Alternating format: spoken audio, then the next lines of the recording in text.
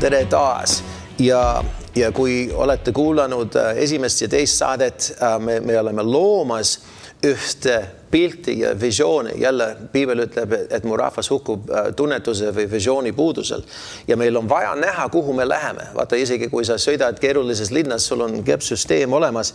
Aga Jumal tahab, et meil on lollikindlam selline juhendamine ja tema vaim viib meid kõigisse tõtte, juhib meid kõigisse tõtte. Aga ta on andnud oma sõna valguseks. Ja võib-olla isegi võtaks seda väikse pausi sisse ka, sest et ma tean, kui eestlased, me oleme väga suured prohvetuse fännid olnud üle väga pika aja. Iseenesest ta võib olla väga hea asi, aga ta sageli on halb asi, sellepärast, et me mõõdame asju ja meie paradigma või see vaatenurk ja siis mismoodi me tegutseme, see on puht selle põhjal, mis nagu keegi profeteeris või kellegi nagu Liisu une nagu või Villemi nagu visioon või mis iganes. Ja vaata, Jumal on andnud oma sõna, et see võiks olla see kõige kindlam alus, nagu ütleb 2. Peetrus 1.19. See on kõige kindlam liiki profeteering. Ja samas Piibel ütleb ka 1. Thessalonika 5, Salm 19.20, et mitte põleta profeteeringuid ja miks see võiks toimuda? Sellepärast, et seal on üks inimlik element seal sees ka. Kui Liisi sai liiga palju Mehhiko toitu, võib-olla see jalapeno võib-olla mõjutas ta unenägu. Ma teen natukene nalja siin, aga samas seal on motiivid isegi, mille kaudu inimesed võivad eksleda oma profeteeringutega, eriti kui see on profeteering, sest et ta on võib-olla hea tahtlik või võib-olla ta tahab nagu, vaata, profeteerimised võivad isegi nagu juhendada ja liita inimese ja ta näitab sisuliselt, kelle poole vaadata, kelle poole mitte vaadata, mis on need rõhuased isegi doktriiniliselt ja kui see on kellegi nagu ambitsioonist lavastatud või see on isegi kellegi võib-olla nagu võib-olla kahvatu nagu prohvetliku või üldarusaamast kujundatud, et see võib isegi eksleda või suruda üks paras kontingent sellest riigist eemale, sellest, mis Jumal, see täpselt nagu 10, mis Jumal tahab sellele rahvale. Sest jälle prohvetlus või mõnes mõttes see võib kodeerida ja see võib isegi nagu ümber kodeerida, see võib nagu uuesti nagu luua nagu vale elektriskeemi, kus teatud tuled nüüd enam põlema ei lähe ja teatud asjad ei toimu ja sa paned nagu see sound süsteem sisse, aga midagi ei tule sealt väljagi ja mis iganes kõik. See on tähtis, et meie põhijuhis tuleb ikkagi Jumala sõnast ja me siis kõik need profeteeringud sobitatakse sellesse, kas see läheb kokku ja klapib sellega. Me oleme vaadanud sellest, et Jumal tahab tõesti suuri asju teha ja me lõpetasime viimase sessiooni selle peal ka, et seal on isegi prohvetlus nagu raamatud kirjutatud, mis maalivad väga sünge pildi sellest, mis me võime nagu oodata. Ja Jumal ei taha, et me vaatame pessimistlikult või vaatame lihtsalt, et vaata lihtsalt tõmbari roloo alla ja valge lipp üles ja lihtsalt jääme siin koopasse ja ootame, et kogudus võetakse üles ja lihtsalt ootame siin lihtsalt, et vaatame lihtsalt, ehk Jumal leiab armu ja ta tõmbab meid kõigest sellest sassioolekust nagu välja, enne kui see asi läheks päris pahaks. Jumal ei ole kunagi öelnud oma rahvale tõsta valget lippu. Ta ei ole kunagi öelnud oma rahvale, et nüüd ära tegutse enam, nüüd tõmba tagasi koopasse. Ta ei ole kunagi öelnud oma rahvale, et võta popcorni korv ja hakka seda sööma ja vaata, kuidas asi nagu kulgeb või ei kulge. See ei ole moodus, mis on Jumala rahvale kunagi tema poolt andud, vaid Piibel ütleb Taanil kirjas, et need, kes tunnevad Jumalat, nad tegutsevad ja need, kes ei tegutse või need, kes ei taha seda rada minna, nemad antakse üle puhastamisele. Me näeme, et puhastamisele, kes läheb puhastamisele? Need, kes ei tegutse koos Kristusega. Me tahame olla tema agendaga väga kursis, et me ei jää kuivale ja küll, et me ei jää või ei lähe liia nagu raputamisse ja elu läheb väga-väga hapuks ja me ei saa aru, mis ots on mis. Ja Jumal tahab, et tema rahvas teab, kuhu ta on minemas mille pärast ja ta saab asjadest aru. Nii nagu Issakari pojad, et nad tundsid aegu ja mis Iisrael pidi tegema. Ja Jumal tahab, et meie sellel ajal ja ajastul oleks vähemalt nii nagu taiplikud kui Issakari pojad. So sellega me lõpetasime eelmine kord sellega, et Mattius või tähendab Timoteose raamat ütleb, et me võiksime teha siis et kõigepealt tegema palveid, palvuse eespalveid, tänupalveid kõigi inimeste eest, kuningate ja kõige ülemate eest, et võiksime vaikset ja rahulikku elu elada kõiges Jumala kartuses ja aususes. Ja siis me vaatasime, et see on hea, sest see on hea ja armas Jumala meie õnnistegija meeles, kes tahab, et kõik inimesed õndsaks saaksid ja tõe tunnetusele tuleksid. So me näeme, et see on see panoraam, mis Jumal tahab, et optimaalselt saaks inimesed mõjutatud ja päästetud. Ja me näeme ka Piiblis, et paljud langevad lõpu ajal sellepärast, mille pärast ülekohtu pärast. Ja ülekohtu ja üldse patu pärast ja see südame paadumuse pärast, mis sellest tuleb. Aga see näitab teist pilti. Ja kuna see ei ole olnud showcased või näidatud eriti, kas sa arvad ometigi, et Jumal kirjutaks sellise kirjakoha meile ja see ei lähe täide kuskil? No, Walesi järgmise ajal see läks lühikest aega täide. See on võib-olla nagu kohati paiguti Vaikse mere saartel olnud kohati paiguti Uus-Guinea ja mõnes sellises kohad. Aga Jumal tahab seda tuua ja näidata oma väge veel kord sellele põlvkonnale. Ja nüüd ma võib-olla korraks tõmban tagasi ühe asja juurde, sest et me lõpetasime eelmise korra ka, me puudutasime lõpuaja nagu või lõpuaja mõttega. Mõned lihtsalt, nad vaatavad seda olukorda ja ütleks, et hea oleks, kui Jumal midagi teeks, aga mu lõpuaja raamat ütleb nõnda. Kui sa jõuad taeva üks päev ja Jumal küsib, miks pärast sa ei palunud sinu riik tulgu, sinu tahtmine sündigu maa peal, nagu see on taevas. Ja kui sa ei ole, ja kui taevariigi võtmed on antud su kätte, et mis sina seod või ei luba maa peal, taevas seisab selle taga ja tagab seda. Ja kui sina päästad lahti või lubad midagi, siis taevas seisab selle taga ja nii see läheb ka. Võitud taevast seda rada. Jumal küsib su käest, et miks sa ei ole palunud minu riik tulgu, minu tahtmine sündigu. Ja sa heidad ette, et hea küll, ma tean, et su piibel on paksud täis sellised kirjakohta, et olla maa sool ja nii edasi. Aga saad aru, et keegi andis mulle üks selline nagu eschatology raamat, mingi lõpuaja sündmuste raamat ja see ütles, et see peaks kõik nagu alla mäge minema ja ma lihtsalt tõmbasin luugi kinni, valgeli püsti, ruloo alla ja ma nagu ootasin, et see läheks täide.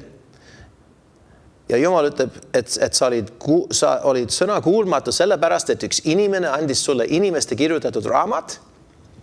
Ja siis ma arvan, et see kohtupäev ei lähe väga hästi sul. See on väga tõsine asi, sest et kui meie ei kogu koos Jeesusega, nagu Mattius 28, Salm 29 ja 30 ütlevad, siis me pillame laiali. Ja see on väga, väga karm, väga tõsine asi. Me näeme kus juures ka tegelikult, et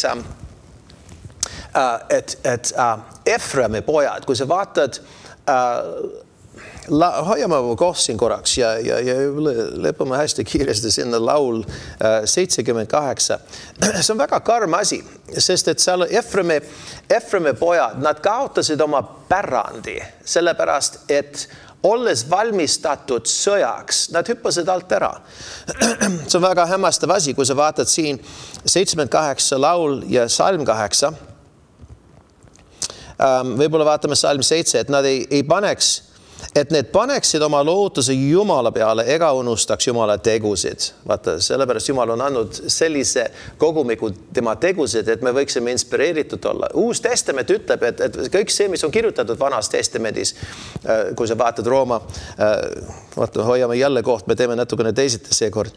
Rooma 15 ja Salm 4, see ütleb siis nii, et sest mis iganes enne on kirjutatud, see räägib Vanast Testamendist, sest et isegi esimeses sajandis polnud isegi Uut Testamenti olemas veel. Nad kuulutasid Vanast Testamendist kõik need Uue Testamendi tõed ja ka profeteeringud.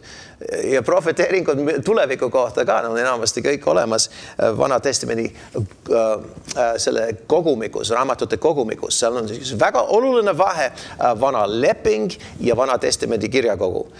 Väga oluline vahe. Ja sest et kaks totaalselt erinevat asja. Leping on, kuidas saada õigsuse Jumala ees ja nii edasi ja see plaan on täielikult muutunud. Aga see ütleb Salm 4, et sest mis iganes enne on kirjutatud meile õpetuseks, et meil kannatlikkuse ja kirjatroosti kaudu oleks lootust. Ja esimene Korintlaste 10. peatükk, see ütleb ka, see on natukene pikem, aga see ütleb, et kõik need asjad on kirjutatud, et me paneks oma südamed halvade asjade peale, nagu nemadki tegid ja siis said diskvalifitseeritud.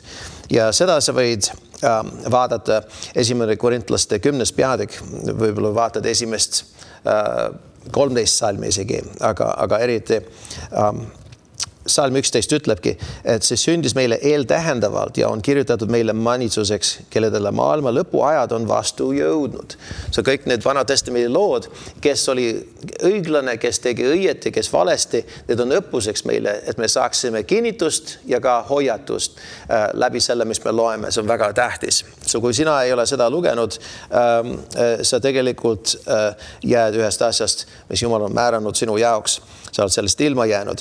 Nüüd, kuigi me oleme uue lepingu lapsed ja see leping on uus, oluliselt uus. Aga see ütleb siin nii, ega unustaks Jumala tegused, vaid peaksid tema käske. Nüüd Salm 8, ega oleks mitte nagu nende esivanemad, kangekaelne ja tõrges sugu, kelle süda ei olnud kindel ja kelle vaim ei olnud ustav Jumalale. Sa mõtled, okei, hea küll, nad ei olnud kindlad, süda ei olnud kindel, vaim ei olnud ustav ja mõned võib-olla isegi ei loe edasi, aga mis moodi oli nende süda siis mitte kindel ja vaim mitte ustav? Salm 9. Eframi lapsed, varustatud ammulaskjad, pöörasid selja lahingu päeval. Nad ei pidanud Jumala lepingut, vaid keeldusid käimasta käsuõpetuse järele. Sest leping sisaldab seda, et kus Jeesus on, siis oleme seal samas kohas, kus Jumal on midagi tegemas, kui pill läheb edasi, nad pidid pilve järgi minema ja nõnda. See ei olnud valilikune asi, okei, pill läheb edasi, esmaspäev ma lähen pilvega koos, teisipäev pill läheb, aga mina jään siia, ma lähen turule.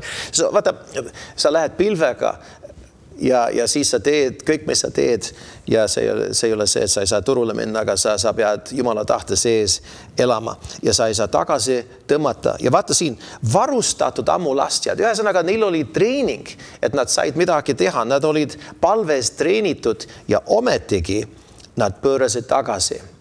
Ja sellepärast ütleb ka nagu Jeremia 48:10 ütleb, et kes pöörab sõjapäeval tagasi sellisel viisil, ta nagu annab ennast needusele. See on väga tõsine asi tegelikult. Aga nüüd me läheme tagasi korraks see esimene Timoteos 2. Et jälle, Jumal tahab tuua esile üks olukord, kus me võiksime vaikset ja rahu elu elada kõiges Jumala kartuse ja auses. Ja mõned ütlevad jälle, kuule, ma ei ole seda oma elu ajal näinud, see kõlab nagu puht fantaasia. Ja eks, kui maakuulajad vaatasid seda ilusat maad ja nägid, mis takistasid selle maa vallutamise ja nad rääkisid ennast pehmeks ja rääkisid siis ka omakorda Iisraeli rahvas pehmeks.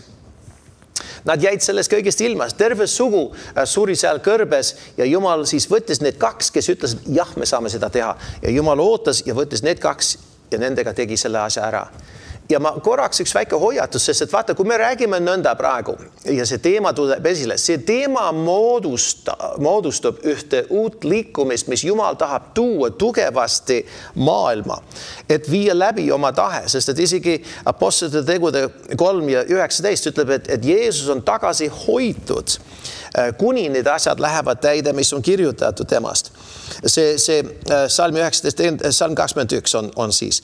See ütleb niiviisi, see räägib Jeesusest Kristusest, salm 20 ja salm 21, keda taevas peab pidama enesele selle ajani, mil oma kohale asetatakse kõik, mis Jumal on rääkinud kõigi oma pühade prohvetite suu kaudu maailma ajastust alates. See tähendab eeltähenduslikud asjad, profeteeringud, need asjad peavad aset leidma enne kui taevas saab lahti lasta Jeesus tagasi tulla viimast korda. Seal on hulga palju asju, mis on veel vaja teha siin planeedil. Ja ükskord võib-olla teeme ühe video lihtsalt sellest, mis need asjad kõik on, aga praegu seal on üks suur asi. Jumal tahab tuua oma võimsa liikumise, et hinge päästa hästi palju. Ja jälle see on tulemus sellest, kui maailma geopoliitilised jõud saavad niivõrd, kujutad ette korraks, et see päästmine, mis toimub, see on Jumala tahe, et kõik inimesed päästmisele tuleksid, aga mõtle korraks, kuidas nad nii hõlpsasti tuleksid päästmisele lihtsalt seetõttu, et me palume ülemate eest ja kõigi inimeste eest ja need, kes on juhid. Sellepärast, et kui me jõuame sellise kohta, kus me võiksime kõiges Jumala kartuses ja aususes elada, isegi vaikselt ja rahulikku elada, see tähendab, et vaimusfäär on küllaltki muudetud juba. See, mis Jeesus palus, see meie isa palve, see, mis ta andis eeskujuna meile, mitte üks selline sabloon, mis me lausume, vaid see printsiip on, mida me elame ja ka palume. Sinu riik tulgu, sinu valitsus tulgu maa peale, sinu tahe sündigu maa peal, nagu see on taevas. Ja jälle, kui Jumala tahe sünnib, kellegi teise tahe ei sünni. Kui Jumala tahe teostub, seal on keegi poliitik, keegi kolm sellised tähelised üksused, kelle tahe ei sünni. Kaks erinevat asja on konfliktis oma vahel. Ja selles on asi, sellepärast nad süüdistasid algkogudus, et nad on keisri vastu, sellepärast, et nad propageerivad ühte kuningriiki, mille fundament on ikkagi teine. Ja see on tähtis, et me mõistame seda, sest et see on mõnes mõttes, see on üks sõjakutse, aga teisest küljest see on maailma lootus ja see toob päästmine, see toob heaolek ka neile poliitikutele, kes alluvad Jumala sõnale. Ja sellepärast ütleb ka isegi, kui sa vaatad siin ja vaatad laul 2 ja läheme korraks sinna, sellepärast, et sa nüüd, kui me vaatame ja ma lasen teid ise vaadata seda, aga kui me vaatame see ainuke aken palvekoosolekule, mis oli algkoguduse ajal näha, me näeme igas peatükis sa näed palvet. Esimeses peatükis nad olid koos innukad palvetamas peale, kui Jeesus võeti üles. Me näeme seda, nad olid innukad koos palvetamas, sügavas palves koos, pidevalt koos. Teises peatükis nad olid ülemises toas koos, hiljem teises peatükis nad olid alati palves koos. Kolmas peatükk, nad läksid palve koosolekule, mis ei olnud lihtsalt palvepäeval, vaid palvetunnil, sest et iga päev oli palvepäev. Nad läksid vaid palvetunnil. Tulid töölt tagasi ja nende õhtu algas sellega, et nad olid palves koos. 4. peatükk jälle palves. 5. peatükk, sa näed seda jälle. See palve oli nende elu. Aga 4. peatükis sa näed midagi rohkem ka. Et kui Peetrus Johannes, nad said vabaks vangist, nad läksid omadele ja hakkasid seletama, mis neile tehti. Salm 23, nad tulid omade juurde. Ja kui sina oled siin vaatamas seda ja sul ei ole omad, kellega sa saad siiralt ja sügavalt palvet teha, et Jumala riik tulgu sinu tahtmine sündigu, sul on elu võib-olla hulga raskem, kui see peaks olema. Ja kui sul üldse mingi kamp ei ole, siis sa pead meelt parandama ja leidma endale koguduse, kus sa saad austada kogudust ja sa saad aru, et nad on samas liinis minemas kui sina, sest et iga inimene ei jookse seda rada tänapäeval. Nii nagu oli tollel ajal, on ka praegusel ajal ka. Mõned tahtsid seda, mis Jeesus ütles, mõned mitte. Jeesus ütles 500-le, et jääge siia, kuni te olete väga ehitud taevast. Ja küll rääkis 500-le, mõtles, et nad ikkagi võtavad Jeesus vastu, ta oli nii võitud, ta oli Jumala poeg, nii võitud. Kes ei võtaks teda kuulda? Ma ütlen, kes ei võtnud teda kuulda. 380 inimest 500-st. Sa mõtled appikene, kas nad on kõik nii põikpäised? Nii nagu on täna päeval, see ei ole juhi probleem. Ütleme, nagu juht ei ole perfektne, aga me näeme seda läbi terve Piibli. Seal oli terved alad, mis lõid lahku Paulusest. Miks? Kas Paulus oli paha? Ta oli eeskujulik juht, saad aru. Aga terve Aasia lõi lahku Paulusest, ütleb piibel. Ja ometigi see oli see algterritoorium, kus ta veetis kõige rohkem oma ajast ja energiast algaastatel. Koht, kus ta ise läks ja sai kividega surnust visatud seal Lüstras. Ja ometigi see oli see territooriumi ala. Ma sanon, mis müstiline asi oleks keegi jaganud nendele inimestele, et põhjustada, et nad tõid lahku Paulusest, apostel Paulusest. Paulus nüüd ei olnud kõige vägevam oraator omal ajal. Paulus ütles, et mina küll ei ole vahva kõnemees, aga mul on tunnetus. Ja Apollos teises küljest, sest et jälle korintlaste kogus, nad läksid nagu puksima seal. Paulus ütles, et te olete nii nagu lõhestunud oma vahel.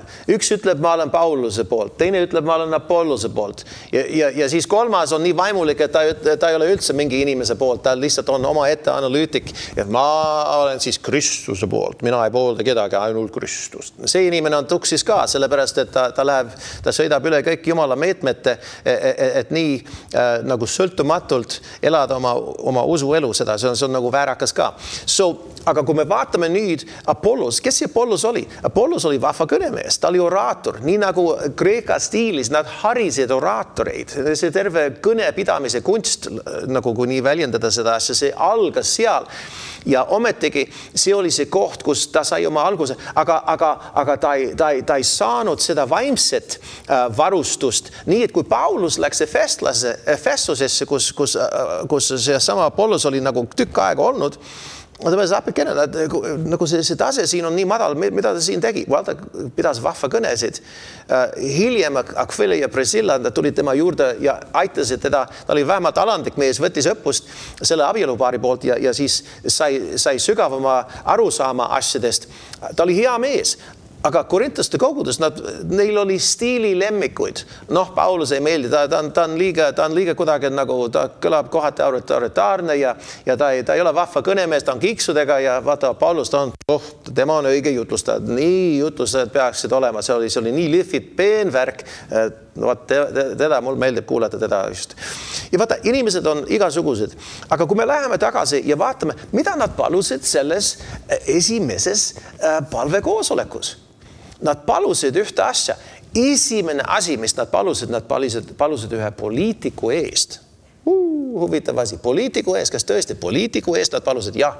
Sest et Jumal ei tee sellist lollust, et separation of church and state, see kogudus ja riigi vaheline nagu lahutav sein, mis kurat üritas püsti panna mõned dekaadid tagasi, või mitmed dekaadid tagasi, see ei kõlba Jumalale. Jumalal alati olnud sõna isikute, kuningate, printside, riikide, rahvuste kohta. Ta ütleb kõik ära. Iga asi on tema nagu valdkonnas. Tal on õigus kõnetada kõik, kuulutada ja adresseerida kõik. Ei ole mingisugust keelutsooni Jumalale ja ei ole keelutsooni ka Jumala need, kes esindavad Jumalat. Tema juhid. Kunagi ei ole olnud, kunagi ei olegi, see on fabrikeeritud asi. See tuleb unustada. Esimene asi, mis nad tegid, nad muukisid lahti see rõhuv juht. Nad tegelesid selle juhiga. Number 2 asi, mis nad tegid, nad palusid, et Jumal sirutaks välja oma käe ja teeks terveks tegemise ja imesid Jeesuse kalli nagu tema poja nimel. Ja vaata, need 2 asja, see on nagu üks kaksikasi, mis me peame hoidma väga fookuses, sest et vaata, kui sul on ainult üks aken, sa saad aru, terve see apostlegude raamat, eriti need algpeatükid räägivad, kui usinasti nad palusid, kui palju nad koos palves, aga ühtegi ei näita akent sisse, mida nad palusid, vaid ainult see üks. Siis sa saad aru, et see, kui sabloon või prototüüp on äärmuslikult tähtis oma koostise poolest, et kui ta rõhub seda ja seda, siis see tähendab, et see ei olnud lihtsalt üks selline erand kuskile, see on, mida nad tegid, kui nad tulid kokku palves. Tähtis teada. Kui nad tegid seda ja nad kasutasid laul 2 aluseks, nüüd see on väga-väga huvitav asi, laul 2 aluseks. Ja ma ei tea, kas me võtame aega selleks praegu, sest et see on väga-väga huvitav asi. See on küllaltki otsene ja kohati isegi karm laul. Aga see ütleb siin, miks paganad mõllevad? ja rahvad mõtlevad tühja. See sõna mõllavad on väga huvitav ka, sest et heebra keeles see on nagu vandenõu või conspiracy või nagu konspiraat või mis iganes. Ja üks selline kokkumäng ja rahvad mõtlevad tühja. Ja see on väga huvitav asi siin sellepärast, et nad asetavad ennast nagu üheskoos.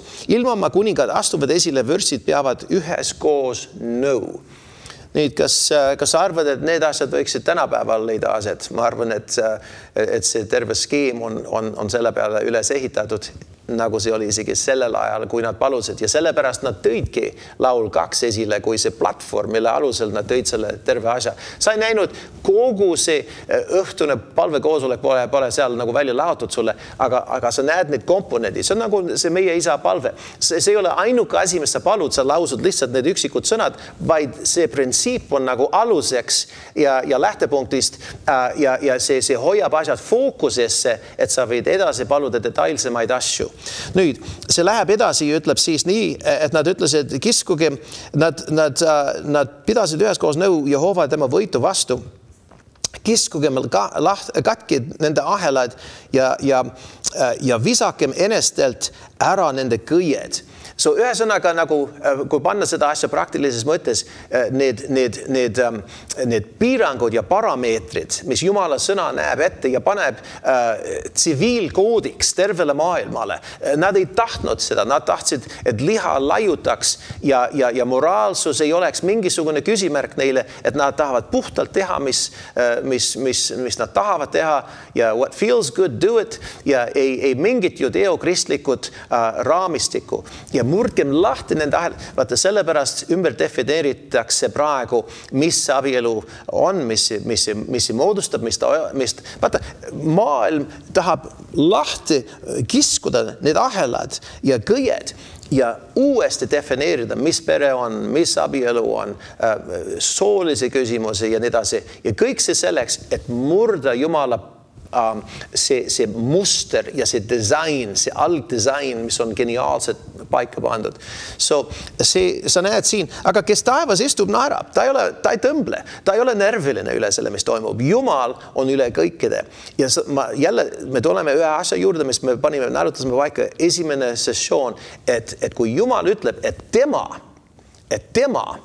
on see, kes on vägevam kui kõik riigid ja rahvused, 3-tähelised üksused, kõik kokku pandud. Need ei ole isegi peenem tolm nagu kaalukaussidel Jumalaga võrreldes. Need on tühi ja tühjem kui nagu 0. Et see sa pead hoidma silmis, sest et see annab sulle julgust, et minna Jumala juurde ja ütles, et vaata, me ka nüüd vajame päästmist, me ka nõuame seda. Nagu Luuka 18, see tähendamissõna, kus Jeesus esitas seda kui lõpuaja tähendamissõna, järgmine sessioon me puudutame seda, aga nad hüüdsid, et Jumal tuleks ja tooks õiglust maa peale. Ja Jeesus ütles, et kui inimene poeg tuleb tagasi, see räägib maailma lõpuajast siis. Kas ta leiab usku maa peal? Mis usk? Usk, mis selles kontekstis, seal on üks karje ööd ja päevad, mille järgi õiglus. So, kui sa tegeled õiglusega, sa tegeled, vaata, see jälle, see puudutab asju, mis on jälle omakorda haagitud 1. Timoteos 2 ja ka Mattius 6, see mõjutab seda kõiki.